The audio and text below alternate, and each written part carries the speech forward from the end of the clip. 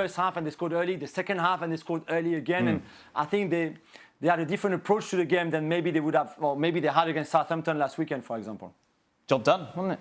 Well, it certainly wasn't a vintage first half from them after the start, that's for sure. But yeah, you can't fault them. I mean, Forest, they did the job today. Yeah, they had the injury to Saka. Xhaka took a knock during the game. Reece Nelson comes in, almost gets himself a hat-trick. It's the perfect day for them. My God, is this the same team that dragged out a win against Liverpool last week in Forest? You know, they turn up there off the back of that. You think they're going to be solid, you know, give Arsenal a test, and they just didn't. And you look at people like Jesse Lingard. I mean, my God, what other options did he have in the summer? You talk about throwing a career away. You almost had to have known going to Nottingham Forest was always going to be the bun fight of all bun fights to try and stay up. And he's gone there and he looks awful. He looks awful, and it's not easy. But for Arsenal perspective, this train just stays on the track, doesn't it? I mean, they're not going away. Maybe it would have been different had Gabriel, when he played that stupid pass in the first half in his own box, had that gone in. Might have made a small change, but really and truly, once the second half kicked off, as Joe said, this game really never was in doubt. The interesting thing was, I thought he might have changed the fullbacks for this game, bearing in mind, certainly the left side, bearing in mind he never got a lot there at Southampton last week. And they were playing at home to Forest, and when Tierney came on last week, he was fantastic down that left side.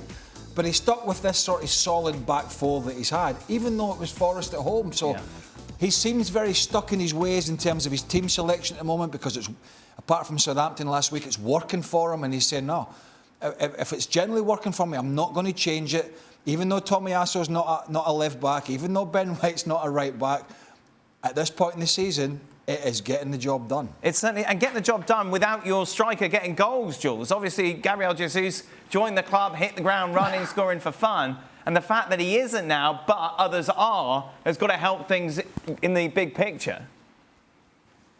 Yeah, and I think he gives you so much. We saw the assist, obviously, today, and he defended so much, so deep, maybe too deep. There's a moment in the first half where he goes and get the ball back in his own box and then gives away a corner, by the way, because it's just not what he's used to do either. But I think his activity is great. I mean, there's only 9 teams in the history of the Premier League that have got more points after 12 games than Arsenal have right now, to show you how an incredible start of the season is.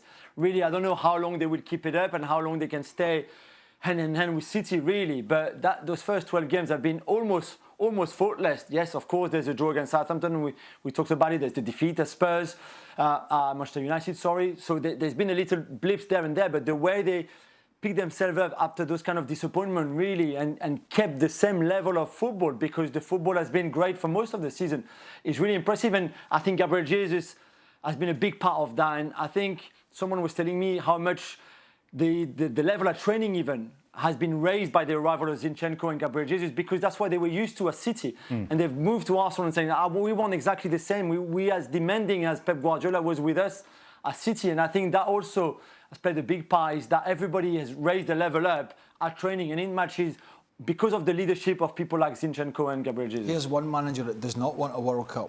Yeah, I know, that momentum, isn't it? Because the only thing that I can see getting in the way at the moment, and I'm not suggesting they're going to go all the way with City right to the end, but there's no reason why they can't keep going for now, because the others in the Premier League are not brilliant generally, is injuries. And they've had one or two, but nothing major. So he's, I mean, they're all going to be sweating, don't get me wrong. They're all going to be sweating on the World Cup. But City have a big squad and they've been there before. But this is in recent history, this is new ground for Arsenal. This is all of a sudden back in the hunt. This is all of a sudden top of the league. You know, so much positivity going to the Emirates from the supporters. Belief that they can go when they don't play well and drag out games and fight out games, and they can win playing football and they can win scrappy.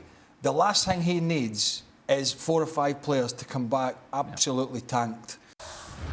Well, thank you very much for watching ESPN on YouTube. For more sports highlights and analysis, be sure to download the ESPN app. And for live streaming, premium content, and let's not forget as well, ESPN FC 7 days a week. Subscribe to ESPN+.